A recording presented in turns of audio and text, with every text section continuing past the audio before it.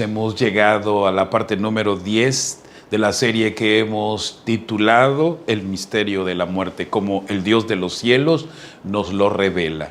Dice el libro de Hebreos escrito por el apóstol San Pablo en el capítulo 9, en el verso 27 y 28 lo siguiente: y de la manera que está establecido para los hombres que mueran una sola vez y después de esto el juicio.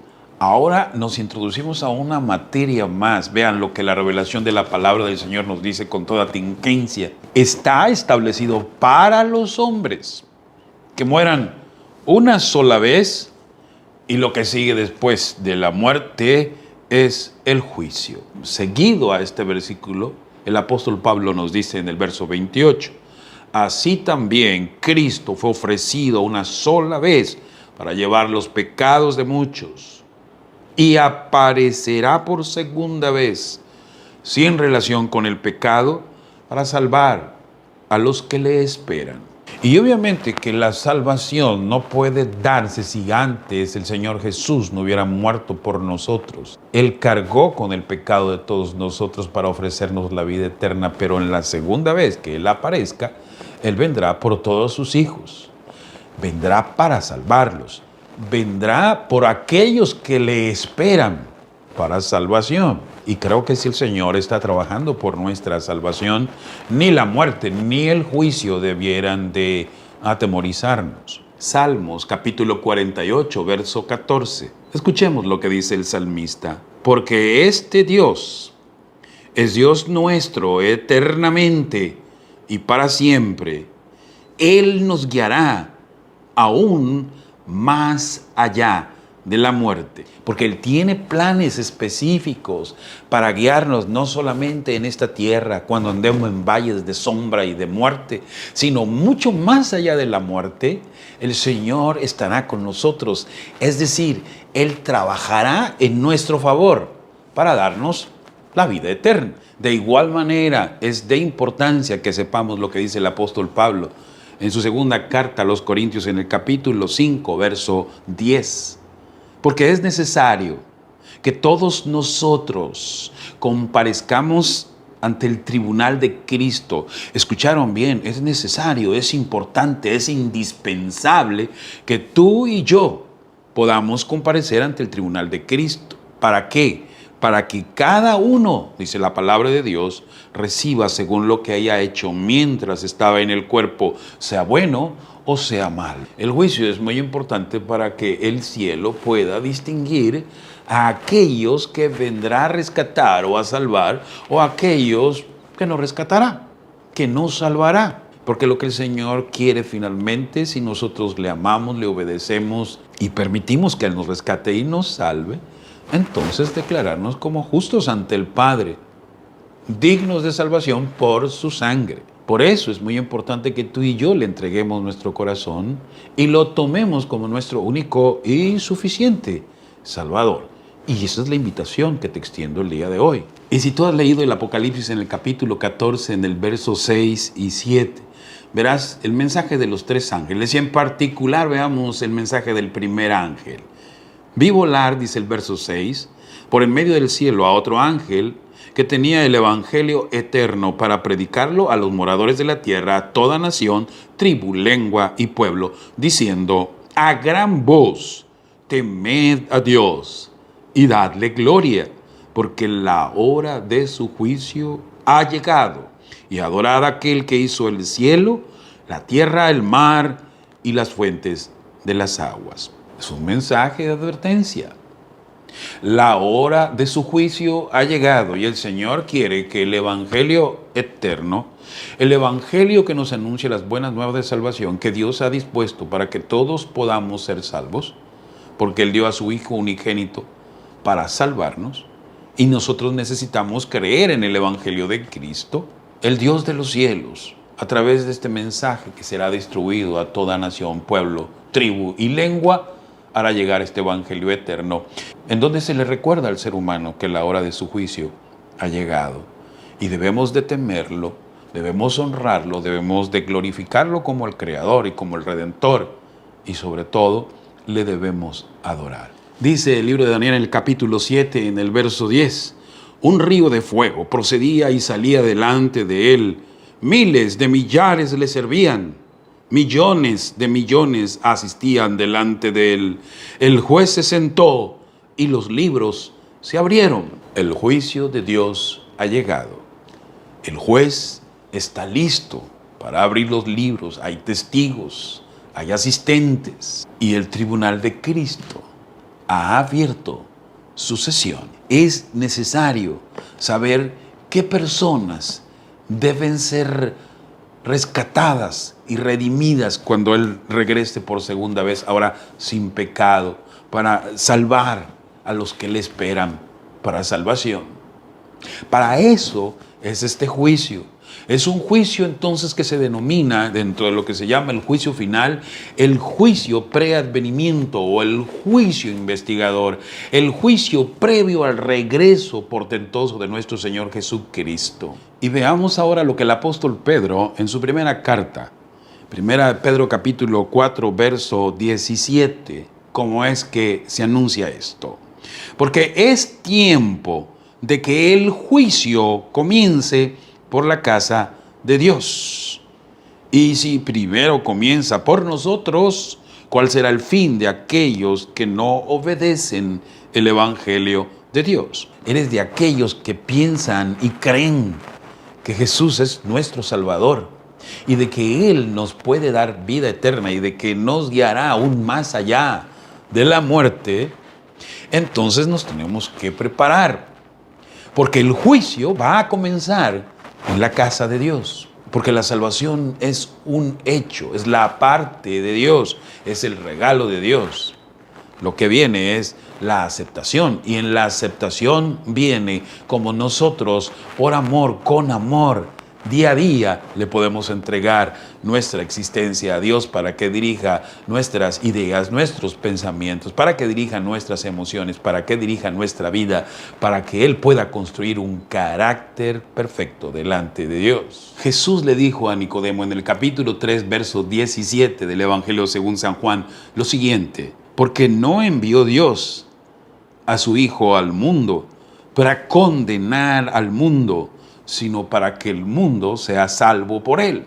La razón por la cual Cristo apareció en este mundo no fue para condenar a las personas, sino para rescatarlas, para salvarlas, para extenderles el favor de la vida eterna. Es un regalo que Dios nos da y nosotros lo debemos aceptar por fe, porque por gracia somos salvos. Dice el verso 18, el que en Él cree no es condenado, pero el que no cree ya ha sido condenado porque no ha creído en el nombre del unigénito Hijo de Dios.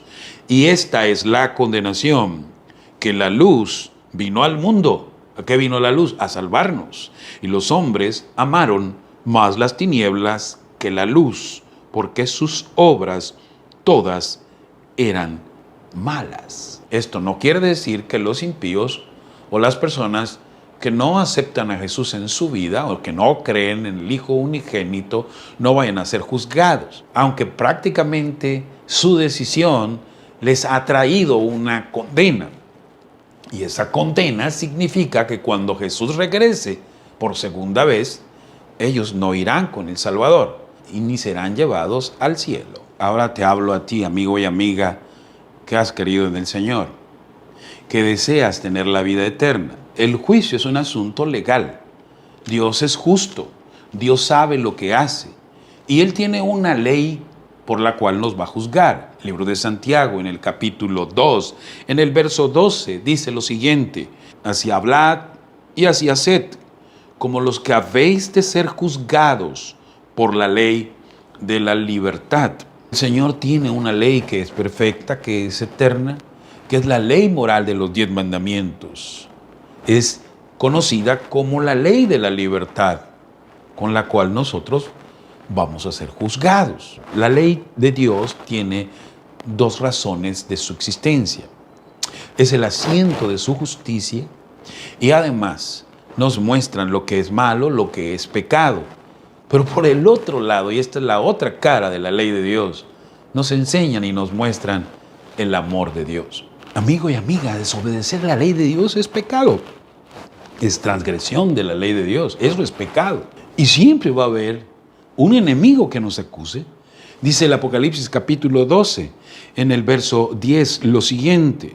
Entonces oí una gran voz en el cielo que decía: ahora ha venido la salvación, el poder y el reino de nuestro Dios y la autoridad de su Cristo, porque ha sido lanzado fuera el acusador de nuestros hermanos, el que los acusaba delante de nuestro Dios día y noche. El enemigo de Dios, Satanás, nos acusa y nos dice que nosotros no merecemos la vida eterna, que no merecemos la salvación porque somos pecadores. Y él tiene razón en su acusación, porque nosotros al desobedecer la ley de Dios estamos cometiendo pecado. Es inevitable que nosotros tengamos que ir a la primera carta de San Juan, en el capítulo 2, verso 1.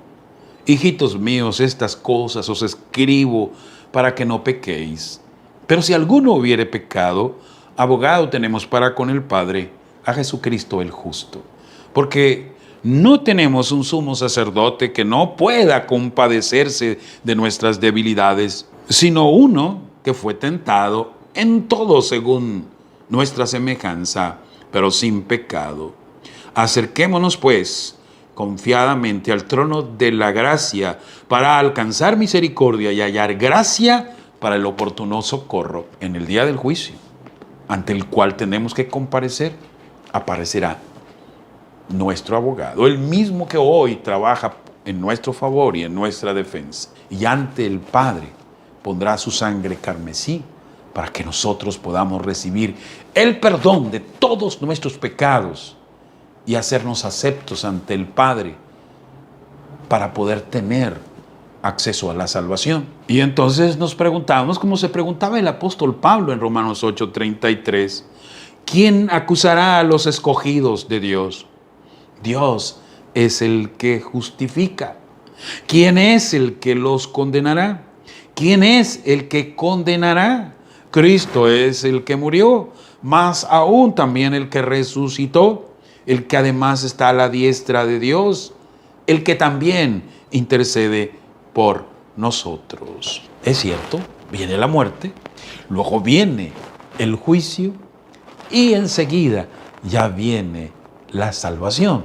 Lo único que nosotros tenemos que hacer es tener la fe suficiente en aquel que es poderoso para salvarnos y para cumplir con su promesa. De acuerdo a lo que nosotros leemos en el capítulo 25 del libro de Isaías, en el verso 8 y 9, escuchen estas promesas maravillosas. Destruirá a la muerte para siempre. Y enjugará a Jehová el Señor toda lágrima de todos los rostros. Quitará la afrenta de su pueblo de toda la tierra, porque Jehová lo ha dicho, Él lo ha prometido. Él nos guiará aún más allá de esta muerte, de la primera muerte, porque Él nos salvará de la segunda muerte, que es la muerte eterna. Y vean lo que dice, cuando el pueblo de Dios lo está esperando en aquel momento glorioso de su segundo regreso, lo siguiente: y se dirá en aquel día, he aquí, este es nuestro Dios, lo hemos esperado y nos salvará.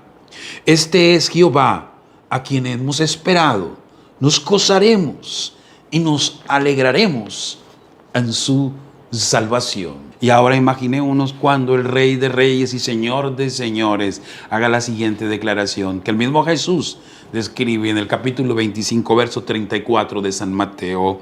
Entonces el Rey dirá a los de la derecha: venid, benditos de mi Padre, heredad el reino preparado para vosotros desde la fundación del mundo. El juicio es importante y es necesario que empiece por los de la casa de Dios, por aquellos que creen en su evangelio. Y esta es mi invitación. Tú y yo nos preparemos para tomarnos desde hoy de la mano de Cristo, para que Él sea el que nos guíe paso a paso hasta el momento glorioso y épico, cuando nos regale y nos entregue la corona de justicia, la corona de vida, la vida eterna. ¿Estás listo para ello? Y si no, todavía es tiempo. El tiempo de gracia está al alcance. El Señor te bendiga. Si te agradó este video y consideras que puede ser útil a otros, comparte. Por favor, suscríbete a mi canal y activa la campanita para recibir notificaciones de nuevos videos.